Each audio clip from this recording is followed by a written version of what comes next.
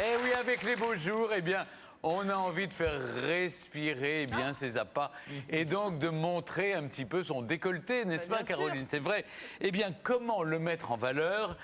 Comment bien choisir un décolleté? C'est tout un art. Vraiment, on a besoin de vos conseils. Oui, effectivement. Aujourd'hui, je me suis concentrée sur une partie du corps féminin qu'on aime mettre en valeur, surtout avec les beaux jours, comme vous l'avez dit.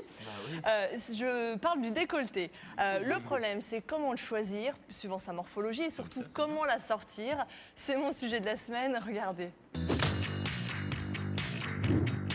Outil de séduction incontournable, c'est au XVe siècle que le décolleté voit le jour.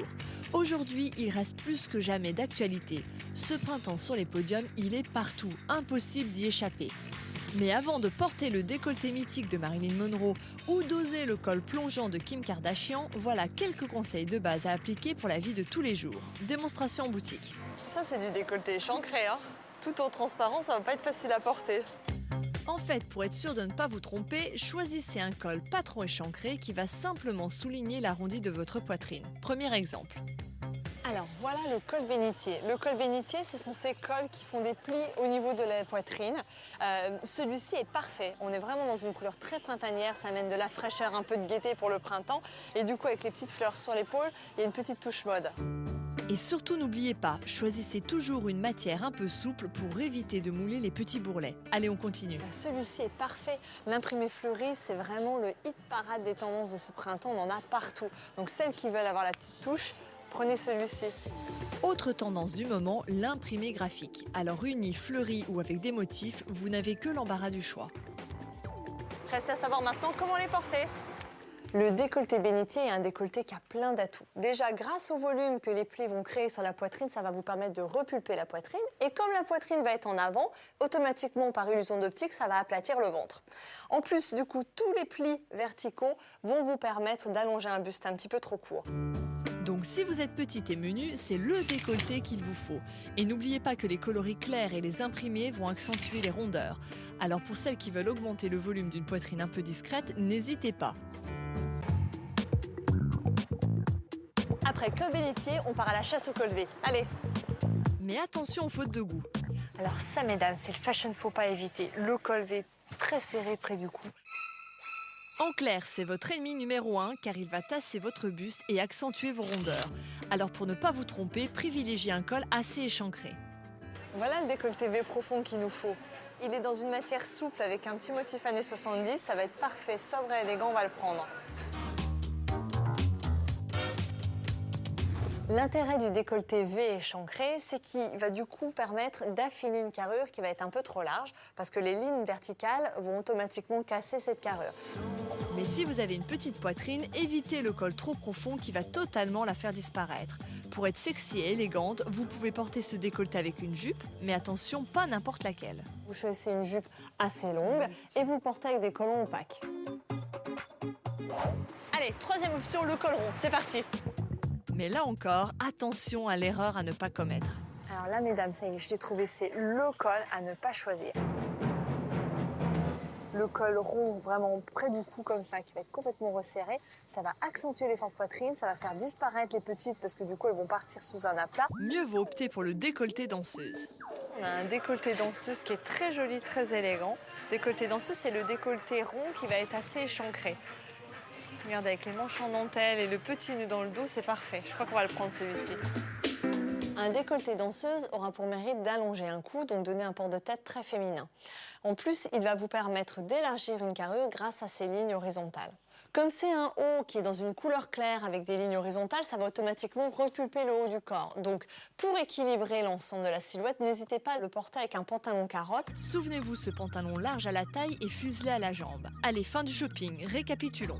Si vous êtes menu avec une poitrine discrète, optez pour le décolleté bénitier au rond, car ces lignes horizontales vont permettre d'élargir votre carrure. A l'inverse, choisissez plutôt les lignes verticales d'un col V si vous souhaitez affiner votre poitrine. Col V, col rond ou col bénitier, maintenant vous ne pouvez plus vous tromper. Bon alors, la première question que je voudrais vous poser, Caroline, C'est quoi un joli décolleté Alors déjà, dans votre jargon? Dans notre jargon stylistique, un beau décolleté, c'est un décolleté qui va être tonique et qui va être valorisé avec des volumes qui vont être près de la poitrine. Et là, du coup, automatiquement, on trouvera ça joli et élégant. Mais il faut évidemment l'adapter à la morphologie. Ça, c'est clair. Et faites attention à une chose, c'est qu'un décolleté peut très vite tourner au vulgaire si on met trop d'éléments sexy, parce que ça a un côté très sexy finalement. Donc, on choisit entre le décolleté et les jambes, mais pas les deux. Et alors, le soutien-gorge, là, est primordial. Alors oui, le soutien-gorge, c'est vraiment la base de tout. C'est ce qui va donner ce côté tonique à la silhouette et au décolleté, du coup. Il faut savoir que des seins qui tombent un petit peu, c'est une silhouette vieillissante et du coup, ça donne pas une allure très dynamique. Donc, il faut vraiment faire attention à un bon maintien. Et en plus, c'est un double impact, c'est que plus la poitrine sera mise en avant et du coup, plus le ventre va paraître plat. Donc, c'est plutôt pas mal. Ah oui, c'est bien. Mais alors, donc, il y a plein de règles à respecter, notamment la carrure. Oui. J'ai vu l'échancrure aussi. Oui, en fonction de sa morphologie, si on a ou pas de la poitrine. Il y a plein de choses. Voilà, il y a plein de choses. Alors, la règle, déjà, c'est de regarder la ligne du décolleté. Plus le décolleté va avoir une diagonale verticale, c'est-à-dire dans ce sens-là, plus ça va affiner une carrure et affiner une poitrine. Et inversement, plus le décolleté sera à l'horizontale, comme les décolletés bateaux, comme les décolletés danseuses par exemple, plus ça va élargir la carrure et également repulper également une poitrine. Et puis, il y a la couleur aussi. Il y a la couleur. Plus une couleur est claire dans une matière brillante et des effets de matière également, comme les dentelles, les plissés. Au pipa. Ça redonne, exactement. Bah là, elle a joué sur les plissés. Elle a joué le devant, le derrière, elle. Ah oui. Pour repulper la poitrine. Elle a tout mis ce jour-là. Donc voilà, les effets de matière, les couleurs vont avoir un impact. Et plus les couleurs sont sombres, lisses, plus ça va affiner. Vous saviez tout ça, les filles? Non, j'ai juste l'impression que j'ai tout faux, moi, aujourd'hui. Oui. Mais oui, en même temps, voilà, parlons-en. Oui. Alors, quand on a une petite poitrine, pour être clair, l'idée, c'est de jouer avec les décolletés bateaux, c'est de jouer avec les décolletés danseuses. Et donc, vous voulez dire, là, par exemple, Maude, elle s'est trompée. Maude, elle s'est un petit peu trompée, mais ce qui est bien, c'est les plis. Je ne suis pas contre l'erreur. Après, elle a de la poitrine, quand même. Elle a de la poitrine. Bon. Et du coup, le décolleté est trop à l'horizontale. Trop à l'horizontale. Voilà. Donc, du coup, en fait, il aurait fallu mettre quelque chose comme vous. À la verticale. À la verticale. Ça fonctionne bien. Alors attention. C'est comme les travaux pratiques. C'est-à-dire, on révise sur vous. Non, mais c'est bien. Un petit peu de soleil, là, aussi. Un petit peu, voilà, on peut tout faire. C'est ça.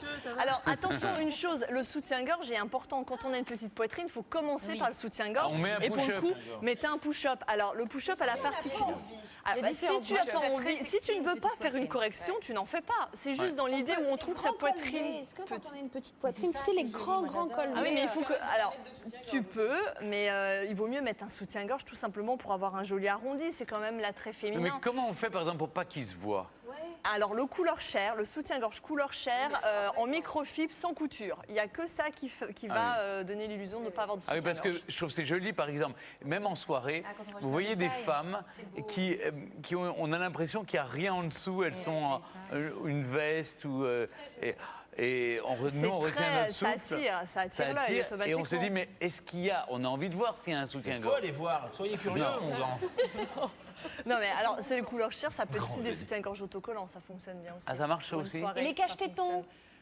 Ça maintient pas trop. Ça maintient pas. Ça maintient voilà, donc l'intérêt du il y a plein de soutien-gorge choses. push-up, c'est d'avoir un tout petit entre-sein et d'avoir une armature qui est basculée. Donc c'est génial, automatiquement, ça va basculer l'arrondi de la poitrine au centre. C'est pour ça que ça fonctionne. Ça, c'est de bonnes astuces. Et donc, inversement, quand on a beaucoup de poitrine, il faut privilégier les décolletés V, profonds, c'est mieux, mais avec un bon maintien. Et là, pour le coup, c'est pareil. Le soutien-gorge est complètement différent. On a une bretelle qui est beaucoup plus large, avec un élastique. C'est pas sexy, mais il faut maintenir. Il existe quand même des plus sexy. En dentelle, mais il faut vraiment qu'il y ait le renfort de l'autre côté, sinon ça fonctionne pas. Quand ça maintient plus, parce qu'une grosse poitrine avec un soutien-gorge qui ne maintient pas, c'est horrible, quoi. Mais oui, il faut un élastique plus... Très bien, mais je crois qu'on comprend bien les règles pour avoir un joli décolleté. Une dernière astuce, peut-être? Oui, alors, le décolleté idéal pour tout le monde, c'est le cache-cœur. Le décolleté cache-cœur comme je porte, parce que ça permet de l'ajuster à toutes les morphologies, ça permet d'ajuster la hauteur du décolleté également. Donc ça, et ça va pour les petites ou les grosses poitrines? Ça va à tout le monde, puisque du coup, il s'ajuste. Et puis pour celles qui aiment les décolletés, mais qui ne sont pas forcément à l'aise sur le fait de montrer un petit peu trop la peau, le collier plastron, c'est quand même super sympa, avec un jean, une chemise blanche. On se sent moins nu. Voilà, automatiquement, ça habille le décolleté. C'est une bonne astuce pour pouvoir en porter quand même. Absolument. On retrouvera tous les conseils de Caroline sur le site france2.fr. Merci beaucoup, Caroline. Elle, eh bien, ce sont tous vos objets du quotidien qu'elle met en valeur. C'est notre fée des loisirs créatifs, Maude. C'est vrai, avec les beaux jours, eh bien, vous avez